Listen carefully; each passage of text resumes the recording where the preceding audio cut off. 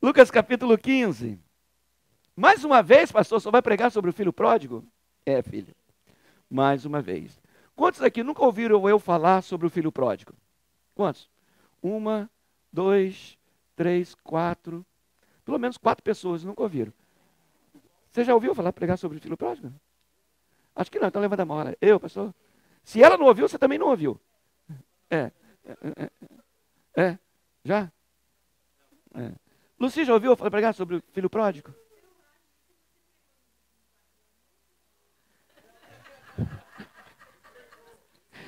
Luci, o que eu preguei a última vez que aqui na igreja?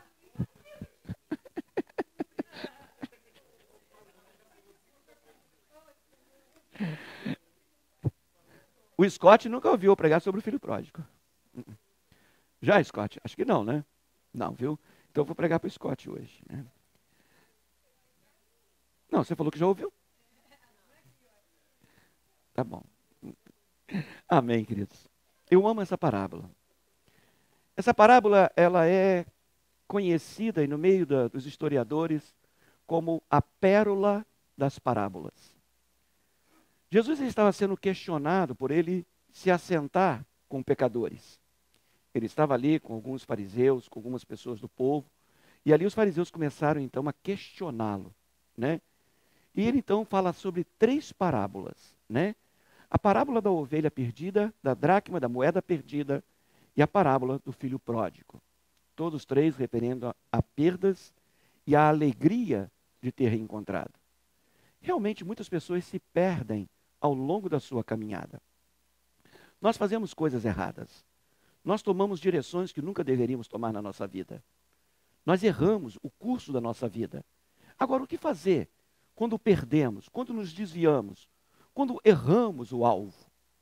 Muitas das vezes, Satanás traz sobre o nosso coração um nível de orgulho, um nível de soberba, que nos impede de retornar. E essa parábola do filho pródigo, ela nos fala exatamente sobre isso. Cristina, se puder tentar diminuir um pouquinho mais a luz, não sei se você consegue. Eu estou me sentindo aqui como que em Hollywood, né? Cheio de luzes em cima, né? Melhorou, assim está dando para mim enxergar o olhinho de vocês. Diz assim o verso de número 11 de Lucas capítulo 15. Vamos ver qual a versão que a Azaf tem ali? Disse-lhe mais certo homem, tinha 2 filhos. O mais moço deles disse ao pai, pai, dá-me parte dos bens que me toca, e repartiu-lhe, pois, os seus haveres.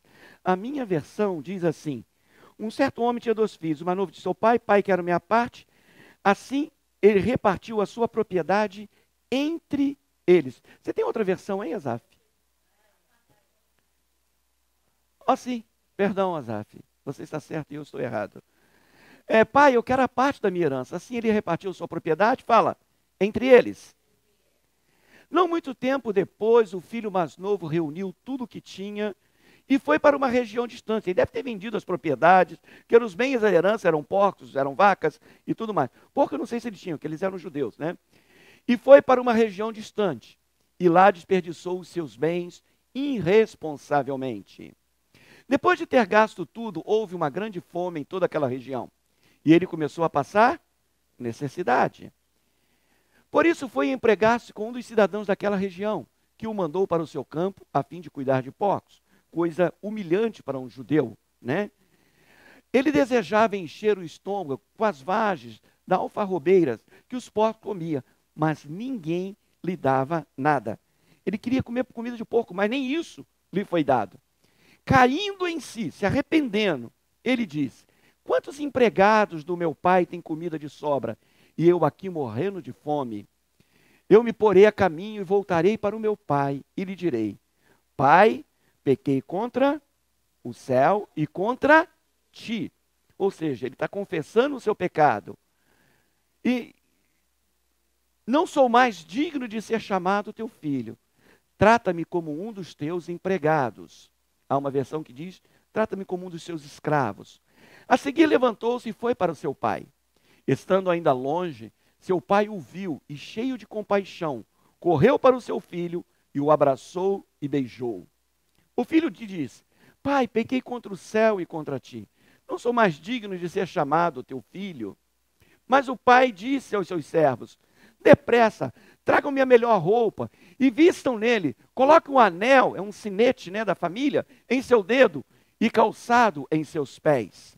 Tragam o novilho gordo e matem-no. Vamos fazer uma festa e alegrar-nos. Pois este meu filho estava morto e voltou à vida. Estava perdido e foi achado. E começaram a festejar o seu regresso. Enquanto isso, o filho mais velho estava no campo. Quando se aproximou da casa, ouviu a música e a dança.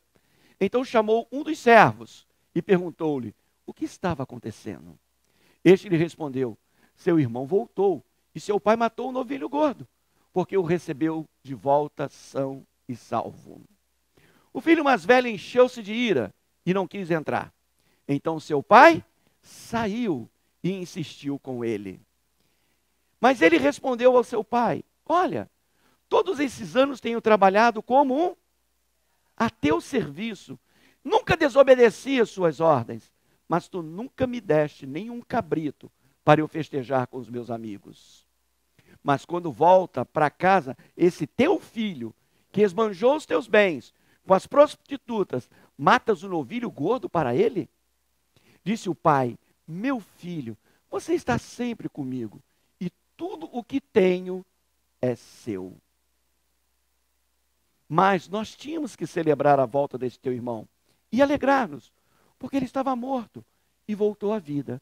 Estava perdido e foi achado. Amém? Que o Senhor nos dê graça nessa manhã. Eu já preguei vários aspectos dessa parábola. O contexto é aquele filho que simplesmente não se importou muito com a vida do pai. E, na verdade, ali o pedido da herança, ele estava simplesmente declarando que o Senhor morra. Que se dane o Senhor, eu quero a minha herança. Uma herança só era dado quando a pessoa morre. E ele já estava o quê? Antecipando a morte daquele pai. Para ele é como dizer: nós não teremos mais laços. Tu considera esse morto para mim, meu pai. E ele foi. E diz o texto que ele veio uma grande fome. Quantas vezes, né? Para Deus consertar, às vezes, o caminho de alguém, vem uma grande necessidade. Vem um grande problema, vem uma dificuldade. E o único caminho, o único lugar que ele sabia que ele poderia ser suprido, era na casa do pai dele. E ele faz uma confissão: pai, pequei contra o céu, pecou contra Deus. Ele quebrou as regras, ele quebrou os princípios. Ele foi e se prostituiu, ele foi para cuidar de porcos. Aquilo, havia um contexto judaico que diz: uma pessoa que vai cuidar de porcos é uma pessoa que está debaixo de muita maldição. E ali era esse o contexto. Ele se sujou, ele era para ser excluído do sistema hebraico. Mas ele era para ser, se ele quisesse voltar, ele deveria ser apedrejado, porque ele era considerado um filho que desonrou o pai, desonrou a casa dele e foi cuidar de porcos. Aquilo era uma vergonha para um judeu. A única coisa que aquele pai poderia chamar seria os anciãos da cidade, colocar para o lado de fora e pedra nele. Ele sabia disso, mas a primeira coisa que ele fala: errei contra Deus. Quantas vezes nós estamos muito preocupados quando erramos contra o nosso próximo? Quando o marido erra com a esposa erra com o marido. Quando eu erro com você, você erra comigo. Quando nós erramos entre nós. Às vezes nós nos preocupamos porque nós nos vemos. E fica chato se você não chegar e não pedir perdão com a tua esposa. Fica chato você não pedir perdão com o teu esposo. Fica chato você não pedir perdão com aquele irmão. E muitas das vezes, por simplesmente estarmos em contato no nosso dia a dia, é muito fácil nós chegarmos um para o outro e falar: ô meu irmão, me perdoa por aquilo que eu te fiz. Mas esse não. A primeira coisa que ele estava consertando era com Deus. É muito fácil a gente chegar perto de um homem, de uma pessoa e falar: ô, me perdoa. Nós não podemos ver dentro do coração. Mas chegar para Deus e falar: Deus, pequei contra ti. Pai, me perdoa. Há necessidade de um real arrependimento, porque Deus conhece o nosso interior. Sem essa reflexão, sem essa decisão daquele menino, ele não estaria, de forma alguma, consertando a sua vida. Mas ele reconhece a majestade de Deus. Ele reconhece o senhorio de Deus. Ele sabe que ele tinha que se acertar primeiramente com Deus. Meu irmão, nessa manhã, traga isso ao teu coração.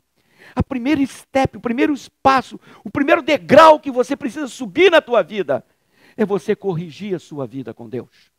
Não é corrigir a vida com os homens, não é corrigir a vida com as pessoas, mas corrigir a sua vida com aquele que enxerga todas as coisas, aquele que sonda profundamente o nosso coração. E ele fala: Pai, pequei contra ti, Senhor, pequei contra os céus, pequei contra Deus. E ele fala a segunda coisa: e pequei contra ti, meu pai. Lá na casa do meu pai há abundância, na casa do meu pai há alimento. E ele decide então ir para aquele pai. Diz que aquele pai o vê ao longe, o corre, e o que faz com ele? Quando ele começa aquele discurso dele: Pai, pequei contra o céu, pequei contra ti, já não sou digno. Ele fala: Ei, como diz assim, cala a boca. Você não sabe, tudo bem? Traga, põe um anel nele, traz roupa limpa. Só o Senhor pode realmente trocar as nossas vestes. Coloca sandália nos pés dele, porque escravo era quem andava descalço.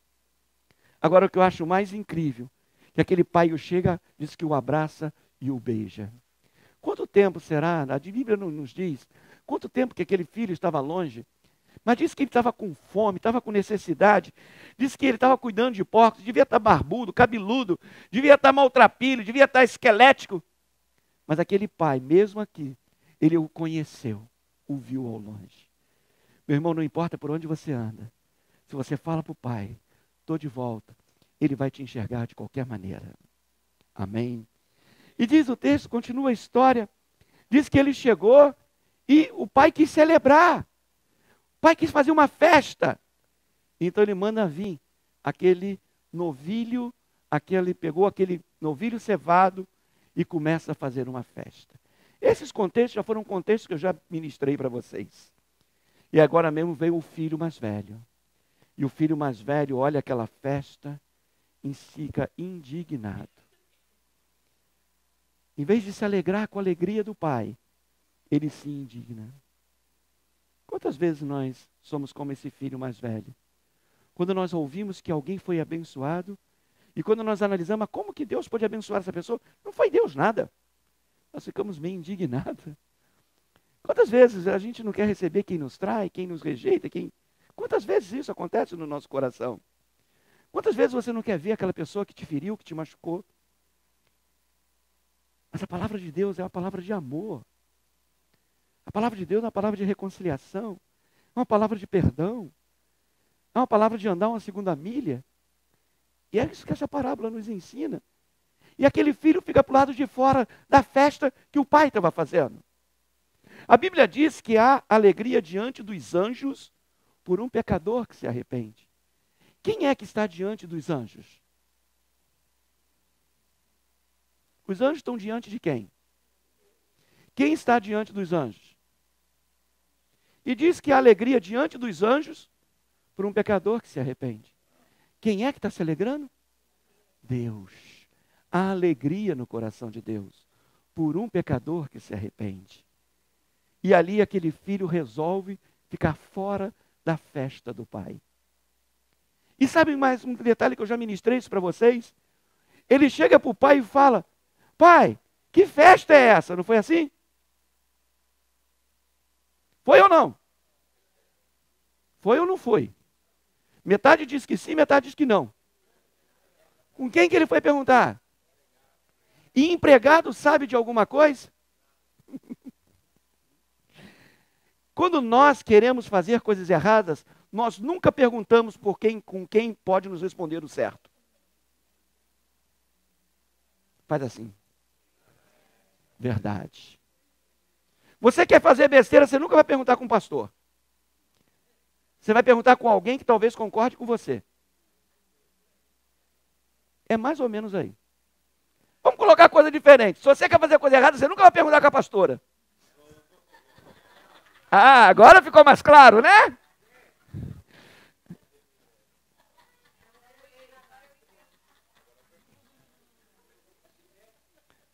Lá em casa os dois eu sei. Quando quer fazer alguma coisa, com quem que eles perguntam? Pergunta comigo. Brincando. Mas a gente quando quer fazer o que não deve, a gente nunca vai procurar a pessoa que pode nos falar o que nós devemos fazer, mas sim aqueles que vão para concordar com o erro que nós queremos cometer. Nós não queremos encarar a verdade. E esse filho mais velho, ele não queria encarar a verdade. Eu vou separar vocês duas, hein?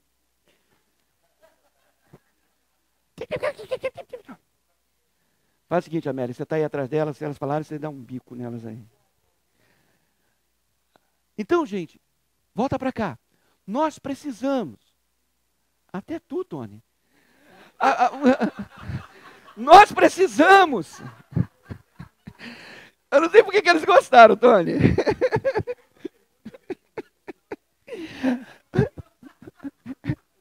A pastora já está te defendendo aqui, tadinho. Fala assim, Senhor, culpado é a irmã que tu me deste. Então o que aconteceu ali? Olha, isso é sério, gente. Quando você quer fazer as coisas, você nunca vai perguntar com quem vai te dar uma opinião contrária. Para quem vai te tirar do rumo que você está escolhendo. Pode ter certeza, você vai procurar alguém, se você não quer fazer o certo, você vai procurar alguém que concorde com você. E é isso aqui que acontece. Então, gente, nós precisamos colocar o nosso coração de forma correta diante do Pai. Diante de Deus e diante das circunstâncias. E aquele filho fica irado lá para o lado de fora. Olha o amor desse pai. Diz que ele sai para o lado de fora da festa e vai buscar aquele turrão, aquele teimoso. E ele começa a reclamar. Sempre te servi como escravo, como empregado, nunca tive um pedestre. E o pai tenta ali então comover aquele coração. O que eu quero dividir com vocês hoje, querido, é alguns desses pontos e alguns outros mais. Qual é o foco dessa palavra? Principalmente que diz aqui que ele pegou a herança dele e dividiu entre eles. Não é assim que diz lá? Vê o verso de número 12 para mim, Asaf. Ele repartiu sua propriedade entre eles. Me dá um pedacinho de papel aí. Quem tem um pedacinho rapidinho de papel aí? Qualquer papel, qualquer papel. Não, isso aí não. Isso aí é para você dar o dinheiro. Eu vou rasgar ele, gente. Eu preciso rasgar. Obrigado, aqui, ó. Pronto. Vem cá, Dória. Vou te dar uma herança, Dória. Né? O Dório é o filho que saiu e gastou absolutamente, né? Então eu pego a minha herança. A herança, segundo o Deuteronômio lá, tinha que ser 2/3 era dado para o filho mais velho. Como você é mais velho do que ele, te dou 2/3. E eu dou a outra parte da minha herança para ele. Obrigado, pode levar a tua herança. Por favor, não gasta de qualquer maneira, não. Com o que eu fiquei? Fala, nada. O pai deu 2 partes para um, uma parte por outro. E aquele ele vai o quê? Ele vai e gasta. O moço mais novo, ele perde tudo o que tinha. Até que ele cai em si, ele reconhece que ele tinha pecado contra Deus. E também contra o seu pai. E ele deseja voltar para ser o quê? Um empregado, um escravo. Alguém que pudesse servir ao pai e ter pelo menos um suporte, um sustento para ele.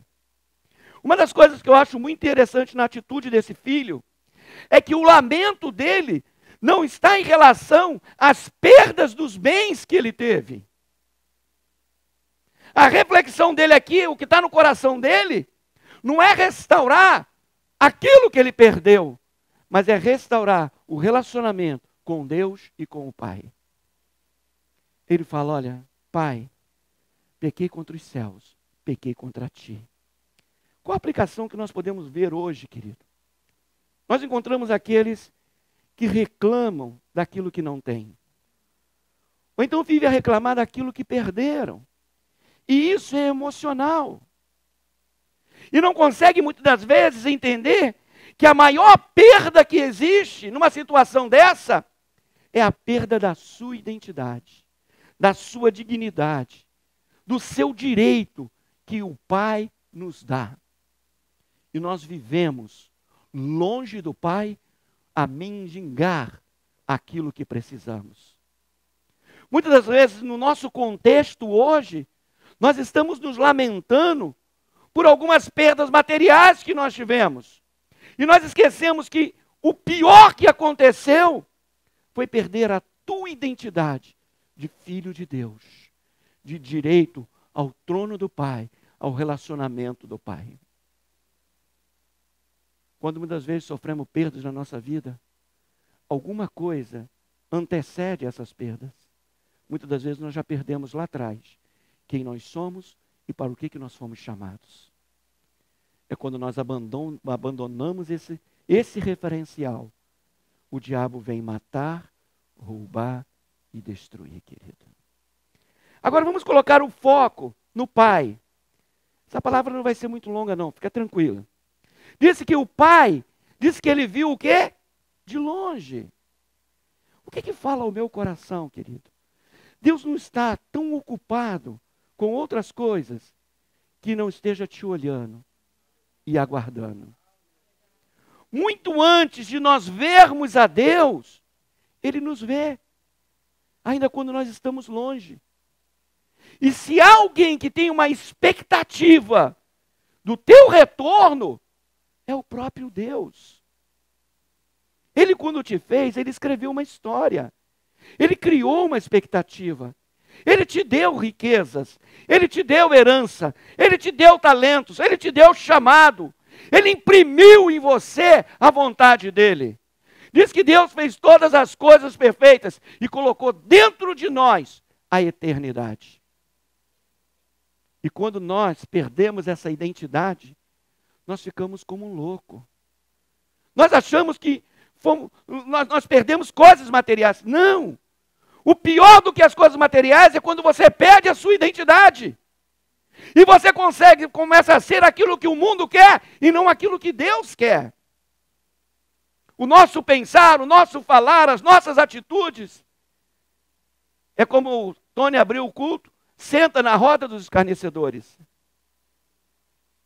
Nós não entendemos que Ele nos conquistou. Ele nos tirou do império das trevas e nos transportou para o reino do Filho do seu amor. Ah, nós somos cidadãos dos céus, querido. Ele nos transformou, Ele nos comprou. E quando nós adulteramos essa natureza, as coisas começam a dar errado à nossa volta. Mas uma das coisas que nós abrimos mão, antes que aconteça qualquer coisa, é muitas das vezes esquecer quem nós somos e para o que nós fomos chamados. Nós não fomos chamados para gastar todo o nosso potencial longe do Pai. Quem investiu na sua vida foi Deus. Quem investiu em você foi o Pai. É dele que vem a nossa herança. É dele que vem. Eu não sou fruto, querido. Eu não sou fruto de uma explosão. Eu não vim do macaco. Eu não sou fruto de circunstâncias. Eu sou fruto de um projeto de Deus. Conhece isso, sabe disso, querido? Diz que o Pai nos vê de longe. E nos vê de longe mesmo. Gente, eu era um macumbeiro, feiticeiro mesmo. Eu estava numa gira de quimbanda. Só tinha demônio. Hoje eu sei que é demônio só à minha volta. Quando um dos demônios olhou para a minha cara e falou assim: com esse aí eu não quero brincadeira não. O homem de branco está do lado dele. Sabe quem era? Ele já me via de longe. Antes de eu conhecê-lo, ele já me conhecia. E escrevia a minha história. Será que você pode valorizar isso? O que Deus fez por você e continua fazendo? Toda a mudança que Ele tem feito no mundo, te tirou do Brasil para você conhecê-lo aqui?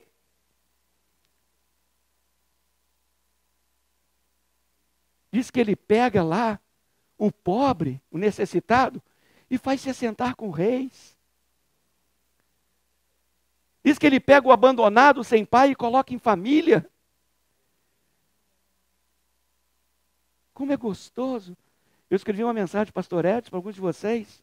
Trabalhei bastante no Brasil. Não tive muito tempo com a minha família natural, mas tive um bom tempo com a minha família maior. que é a igreja, que são vocês. Deus nos colocou como irmãos. Nós não estamos aqui num business, nós estamos aqui num relacionamento de amor verdadeiro, tentando um ajudar o outro. Nem sempre nós conseguimos, nem sempre temos sucesso, mas nós não vamos desistir. Um outro foco que nós podemos colocar aqui, querido, são os sentimentos. Que visão nós temos de Deus? Que visão aqueles dois jovens tinham de Deus? Qual a visão que eles tinham do Pai? Na parábola, antes tinha quase que a mesma visão. Que provavelmente, eu falo com toda a garantia, seja talvez a sua visão e 90% das pessoas que estão sentadas dentro daquilo que se chama igreja. Versos 17 ao 19. Diz assim: tantos trabalhadores do meu pai têm quanta comida querem, e eu estou aqui a morrer de fome. Verso 18 ele diz: mas eu vou ter com o meu pai e digo-lhe: Pai, pequei contra Deus, contra ti, já não mereço ser teu filho, mas aceita-me como um dos teus trabalhadores, teus empregados. Verso 29.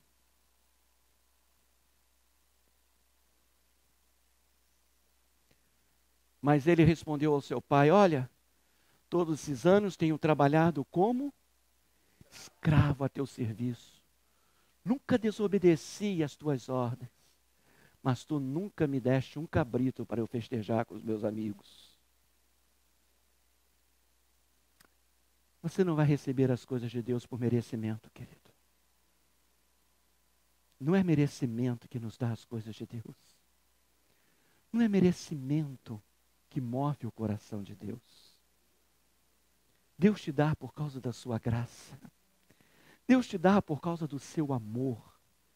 Deus te dá porque Cristo te deu no Pai, querido. Eu acho que é 2 Pedro, Asaf, capítulo 1, verso 4. O Asaf foi arrebatado. Vai, Cristina. 2 Pedro, 2 ou 1 Pedro 1 ou 4. Deixa eu ver, Cristina. Coloca o 1 Pedro 1, 4. Deixa eu ver se é esse. É um dos dois.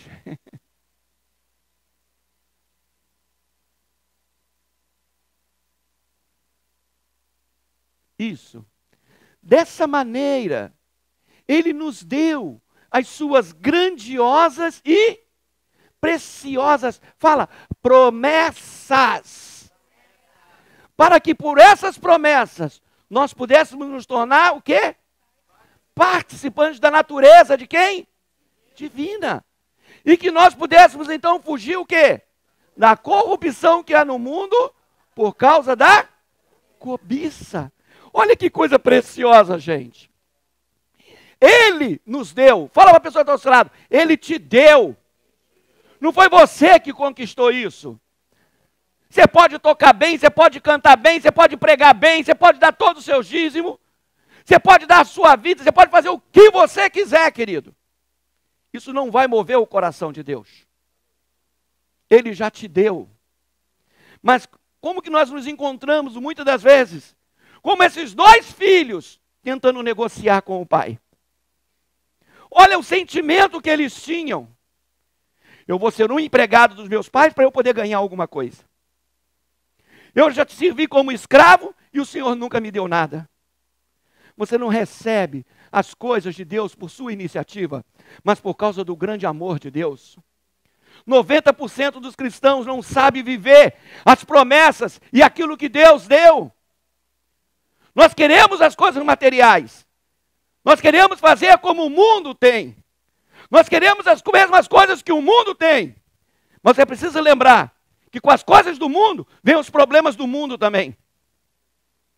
Não vem somente as coisas que você gosta. Vem também junto as coisas que você não gosta. Que você não quer na sua vida. Você tem grandiosas, fala grandiosas. Fala preciosas. Promessas. Um estudioso da Bíblia, não me lembro o nome dele, ele falou que nós temos cerca de 30 mil promessas na Bíblia. Não é Deus que tem que te dar, querido. Você precisa entender como possuir aquilo que ele já te deu. Mas esse é assunto para outra pregação. Quem sabe na próximo domingo, querido. O mais novo, querido, ele queria voltar e fazer algo para que pudesse ter. O filho mais velho, ele se sentia como quê? Como um escravo. E o pai deveria lhe dar por causa de merecimento. Você não recebe nada por merecimento. Você recebe por causa da graça de Deus. Por causa do amor de Deus. Por causa daquilo que Ele já te deu em Cristo Jesus. Agora, sabe o que acontece? A nossa desobediência nos impede de liberdade de relacionamento com a herança de Deus. Quando nós fazemos o que nós queremos e todos dois estavam fazendo o que eles queriam, isso os impede de enxergar as grandes e preciosas promessas que o Pai tem para dar. Eu sei que você tem feito projetos para prosperar, querido. Se você não aceitar o anel do Pai, que Ele coloque vestidura em você e calça os seus pés, você vai continuar escravo de si mesmo. A autossuficiência nos afasta do Pai. Nos torna independente dEle. É como um filho. Quantas vezes, quando chega na adolescência, já acha que é dono do seu nariz e sabe fazer as coisas, e não sabe, desculpe a expressão, porcaria nenhuma. Não sabe mesmo. Só que a gente ganha idade. E a gente não deixa de ser adolescente. A gente continua com aquele mesmo espírito adolescente em nós. Achando que eu posso fazer o que aponta o meu nariz.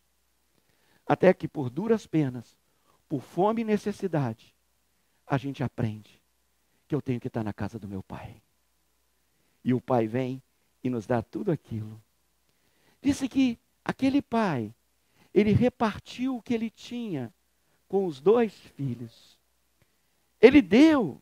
O pai tinha dividido a herança para eles. Você lembra lá no início da parábola? Eu dei bastante ênfase nisso. O pai já tinha dado aos mais velhos 2/3. E agora o pai fala uma expressão no verso de número 31, muito linda. Coloca para a gente, Azaf. O Azaf desceu do céu de novo, gente. Não estou zangando com ele não, tá, Adriate? O Tony fala, Azafinho não, hein? Tudo que tenho é seu. Sabe o que o pai estava falando para o filho? Tudo que eu estou usando aqui, tudo que eu tenho, é teu, meu filho. Eu dei 2/3 da minha herança para você. Tudo que me pertencia, eu dei para você, eu não tenho mais nada. Eu estou usando o que você tem. Alô? Você já parou para pensar que coisa preciosa? Tudo que Deus tinha, Ele deu para você. Diz que Ele deu a vida dele por você. Se eu dou a minha vida para Gisele, apesar que eu já dei, o que eu tenho? Eu não tenho mais minha vida.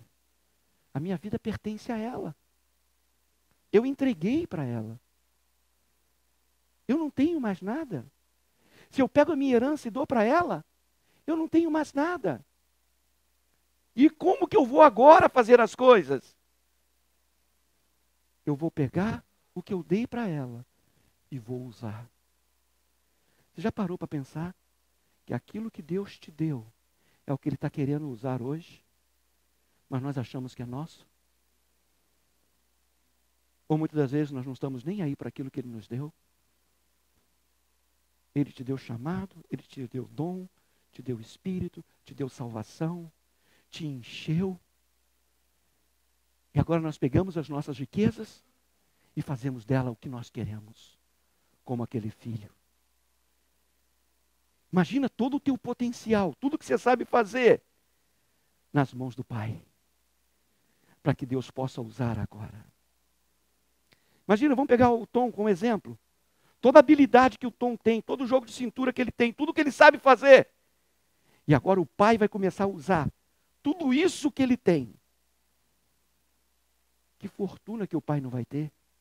Quando soma o que ele tem, ao que o Murilo tem, ao que o Tristão tem, ao que a Ari tem, ao que a Cléo tem, e para de olhar a unha, presta atenção na palavra. Tudo isso. Gente, a unha dela tá linda, olha só, gente, olha, tá bonita. Pronto, todo mundo já viu.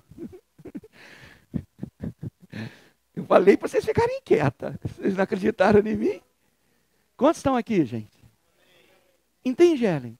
Deus te deu habilidades, Ellen. E Deus quer usar, o Pai quer usar essas habilidades. Porque sabe o que ele tem? Ele não tem mais nada. Nós ficamos pedindo coisas para Deus. E Deus falou, vou te dar o quê? Eu já te dei tudo. Mas nós somos insaciáveis. Nós temos esse espírito, esse sentimento de escravo. De querer ser beneficiado. Pastor, eu estou aqui há muitos anos, eu tenho que fazer. E olha, um mau pastor te dá o que você quer. Um mau pastor concorda quando você quer cair no buraco. Quando você quer ser iludido. Mas não é o caso da nossa igreja. Talvez você não goste disso. Por causa do teu sentimento de escravo. Que você quer reconhecimento. Você quer, eu tenho direito. Não, querido. Você não tem direito nenhum. Tudo que nós temos vem de graça para a nossa vida. Essa parábola nos ensina isso, querido. O que o pai estava usando aqui? O que era do filho mais velho. Só que ele não sabia que ele tinha tudo aquilo. Quantas vezes, por desconhecermos a palavra de Deus, nós não sabemos toda a preciosidade que nós temos. Faz cafuné nele. Se fizer cafuné, ele vai dormir, hein? Ninguém sabe de quem eu estou falando, né? Ainda bem, né? E não vai ficar nem vermelho. Se ficar vermelho é por causa do reflexo da camisa. Agora já entreguei. Quantos estão aqui, querida? Essa parábola ela é fantástica. Ela é maravilhosa. Gente, quantas vezes nós estamos com esse sentimento de escravidão e não desfrutamos daquilo que o Pai tem? Ele deu e o cara não sabia usar. Eu sei que Deus tem te dado muitas coisas, mas por causa da nossa teimosia, da nossa soberba, do nosso egocentrismo, muitas das vezes nós não estamos sabendo e nós não estamos entrando na festa do Pai. E estamos de fora assistindo tudo. Como diz o ditado popular, o circo pegar fogo. Quero ver a Débora traduzir isso agora. Deus, Ele já te deu tudo o que você precisa, querido. Se liberte hoje do sentimento de escravo. Se liberte hoje desse sentimento de infelicidade. Para de tentar ser digno para receber alguma coisa. Ele te comprou por um alto preço. Muda a sua visão hoje, querido. Deus já te deu a tua herança e tudo que você precisava. A falta de relacionamento com o pai isolou os filhos. Cada um na sua mesmice, cada um nos seus sentimentos, cada um nas suas axiologias. E eles não tinham liberdade de ser aquilo que era a expectativa do pai. O pai, você não vê em momento algum reclamando de ter dado as heranças. Deus não se arrepende daquilo que Ele te deu. Diz que o dom e a vocação de Deus são irrevogáveis. Deus não volta atrás, está lá em Romanos. Deus não volta atrás naquilo que Ele te deu. Deus não se arrepende daquilo que Ele te deu. Agora a questão toda, querido, aonde você está usando o que Deus te deu? Talvez você esteja como aquele filho que gastou tudo absolutamente. Ou talvez você tenha aquele filho que está dentro da igreja, está presente, mas não sabe fazer nada com aquilo que tem. Eu quero para mim alegria. Nunca me deste para me divertir com os meus amigos. Querido, tudo que Ele nos deu é para louvor da sua glória. E quando eu uso para louvor da glória dEle, Ele me dá mais ainda. É um crescer dentro de nós. Quando alguém guarda, querido, ressentimento dentro do coração, pelo irmão que falhou, ele perde também a comunhão com o Pai. ele fica fora da festa. Ele se recusa a entrar. Fica fora da celebração. Ele mergulha-se num caudal de amargura. E a única coisa que você encontra são palavras ferinas, palavras que machucam. Não sabe se alegrar. Ele vira para o pai e fala assim: esse teu filho? Aí o pai vem e corrige, né? Esse teu irmão? O pai sempre tem reconciliação, querido. Há muita gente que vive dentro do que se chama igreja, querido, mas anda como um solitário. Não tenho nada para me alegrar com os meus amigos, não quero entrar nessa festa. Vai perguntar com quem não deve, quem tem falsas informações, anda sem alegria, sem amor, sem prazer. Vive na casa do pai, mas sente-se escravo. Está na casa do pai, mas não tem comunhão com o pai. Quantas pessoas estão na igreja, querido, mas não conseguem sentir o amor de Deus? Não conseguem sentir a alegria da salvação. Não conseguem se regozijar com as coisas de Deus. Não tem prazer de pertencer a Jesus. Não tem a doçura de se relacionar com o Espírito Santo. As palavras são sempre amargas, sempre duras. Vive como órfãos e com sentimento de órfãos, sozinhos. Curte assim a sua grande solidão e a sua insatisfação dentro da casa do pai. 2 filhos com herança na mão, mas que não sabe viver essas heranças. Vive dentro da igreja, mas não sente dono daquilo que o pai já deu. Disse que aquele jovem, ele era rico, mas estava vivendo na miséria. Muitos hoje estão vivendo assim, um cristianismo pobre. Um cristianismo que tem que se transformar em diversão, em divertimento, não em palavras que transformam. Vive sem alegria, sem banquete, sem festa na alma, trabalhando, servindo, é até dizimista, mas sem alegria, com um tremendo sentimento de escravidão. Jesus fala em João capítulo 10, verso 10, a segunda parte do verso. Ele veio para que vocês tenham vida e a tenham em abundância. Ele te deu vida abundante, agora você quer viver essa vida abundante? É uma decisão sua. João 7,38, Azaf. Vamos terminar com alguns versículos. João 7,38. Quem crê em mim, como diz a Escritura, do seu interior, Deus tem um rio de água viva para você. Ah, esse rio joga fora a amargura, gente. Mas diz quem crê em mim, como que é? Diz a Escritura, não é como diz a novela da Globo.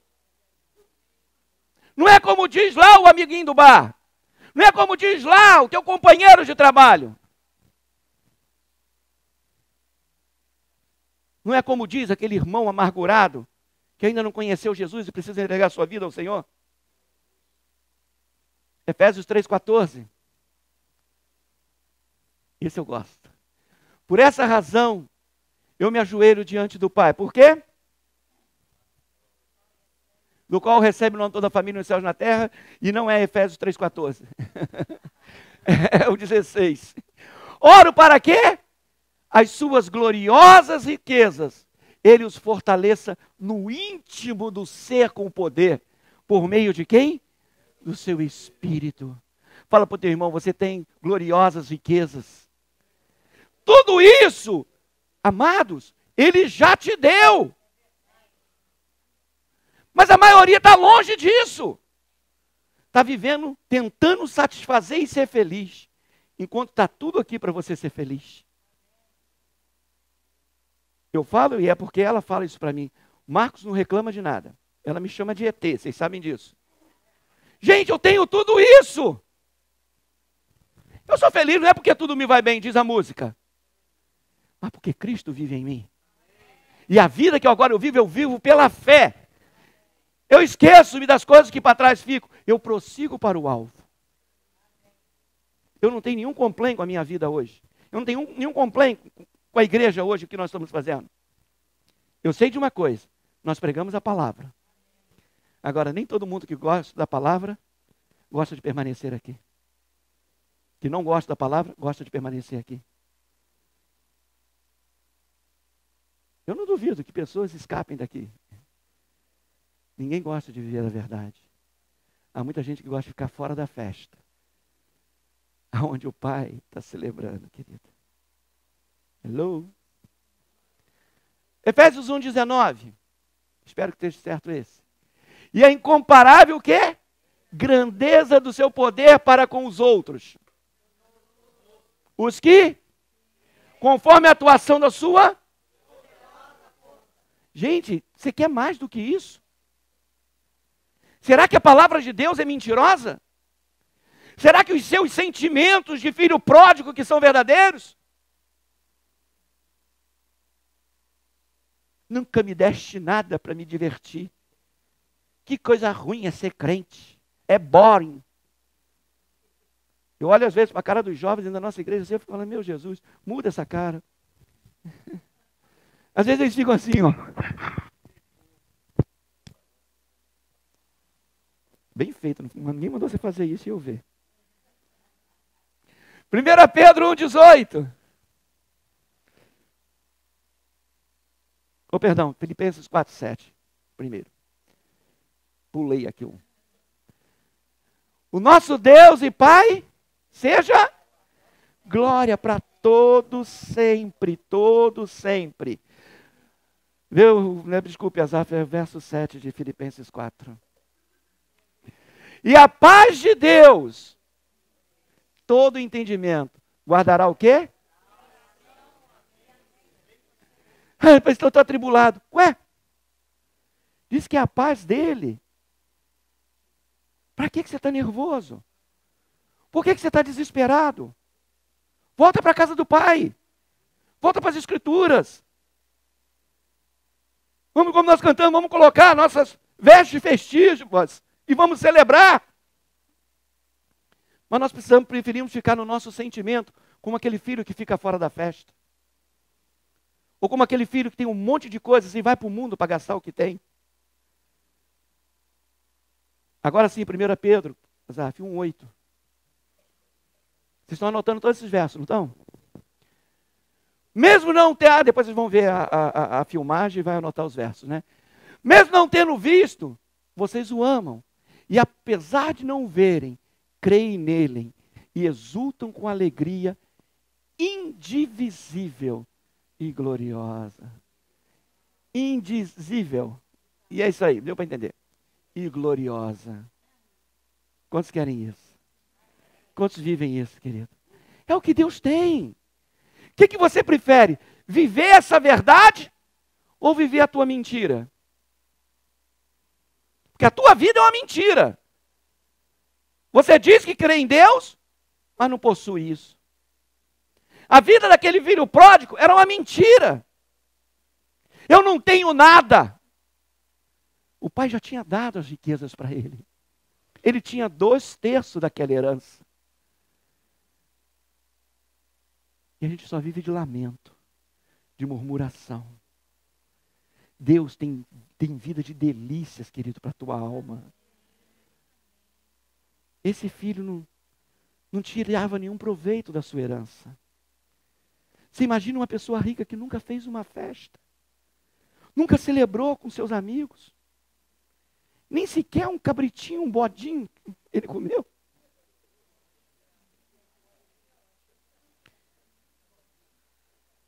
Porque para ele comer um cabrito era demais, então que comesse um bodinho. Daqui a pouco eu zango com ele, pode deixar. Ele nunca saboreou a riqueza que o pai lhe deu. Agora é o Murilo olhando para trás e falando também. Então, aquelas pessoas que estão na igreja, querido, por obrigação, não tomam posse do que é seu. Não possuem as heranças que o pai deu. O pai te deu de graça, querido.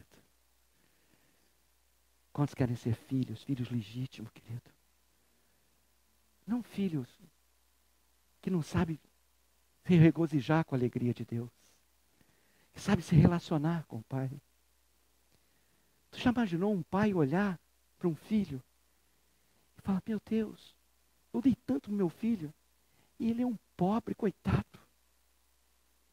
E ele não pode fazer nada, porque depende de você crer. Depende de você ganhar autoridade. Depende de você resolver com você mesmo. Quantas vezes você está olhando à sua volta e culpando os outros? Não, querido. Ninguém é culpado das suas mazelas, da sua tristeza, da sua angústia. Deus, Ele é o Pai que nos supre toda a necessidade. Se eu for depender, a minha alegria depender do Tristão, coitado de mim, né, Tristão? A minha alegria não depende nem da minha esposa, querido. Perdi.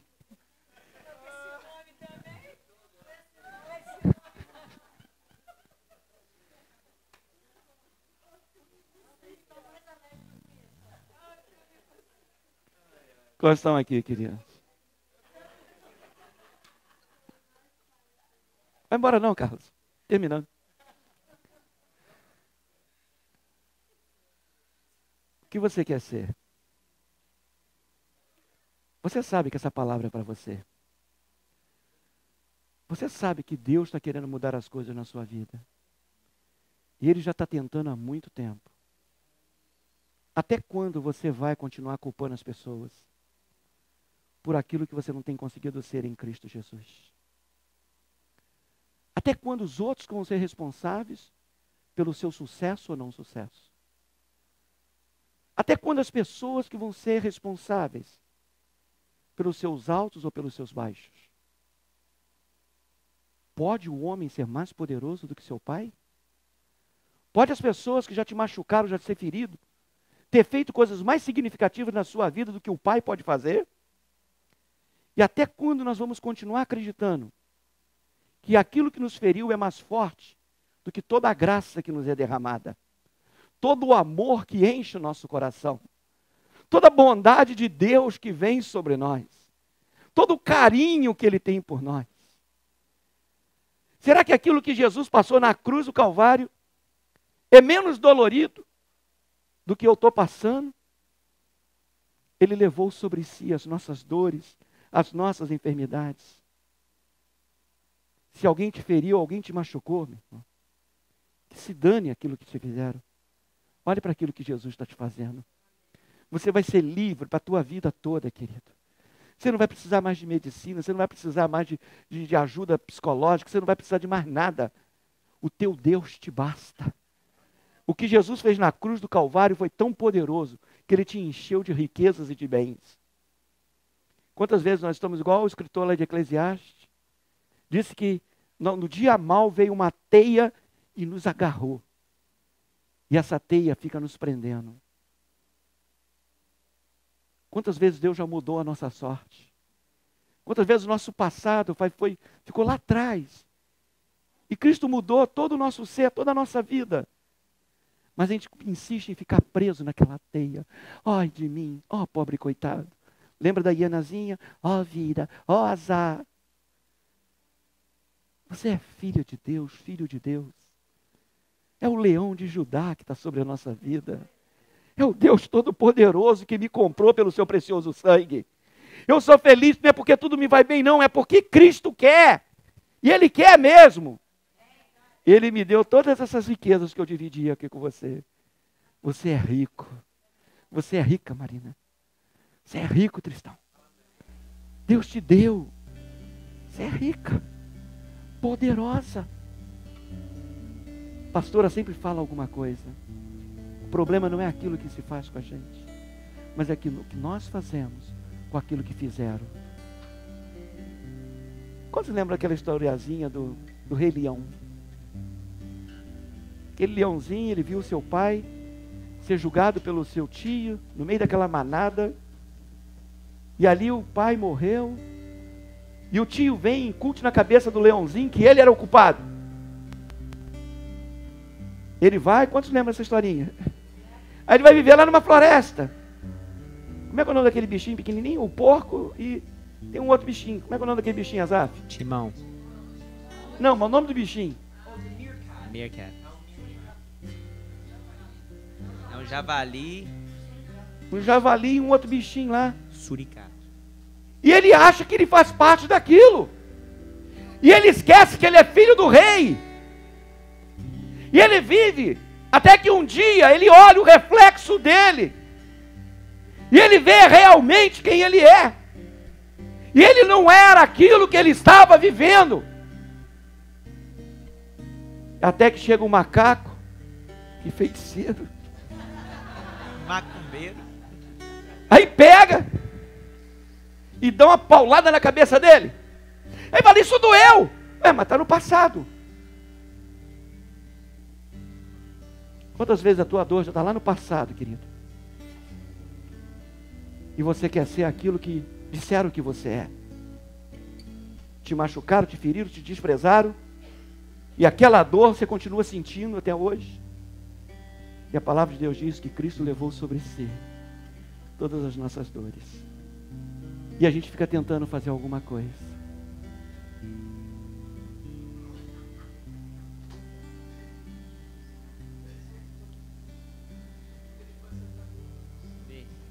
Deixa, quase acabando. Deixa, pai, pai. Quantos estão aqui, querido? Quantos querem ser filhos de Deus, querido? Queria fazer um apelo nessa noite, essa manhã, querido. Quantas vezes nós estamos vivendo a vida que nós escolhemos e não a vida que Deus tem pra gente? Quantas vezes os sentimentos estão mandando na nossa vida ao invés da palavra de Deus mandar na nossa vida?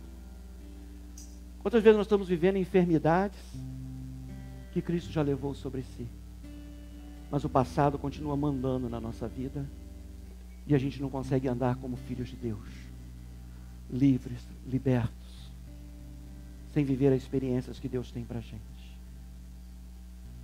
A minha pergunta é, será que você entregou realmente sua vida a Deus?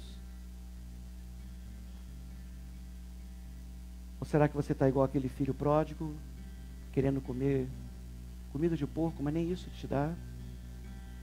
E você voltou e você simplesmente quer ser um empregado na casa de Deus. Ah não, se pelo menos eu puder entrar na igreja, tá bom. E Deus tem mais para você. Ele tem veste nova para você. Tem anel novo para você. Tem calçar os seus pés, querido. Ele está te chamando para a festa. Não fica fora com os seus sentimentos, não.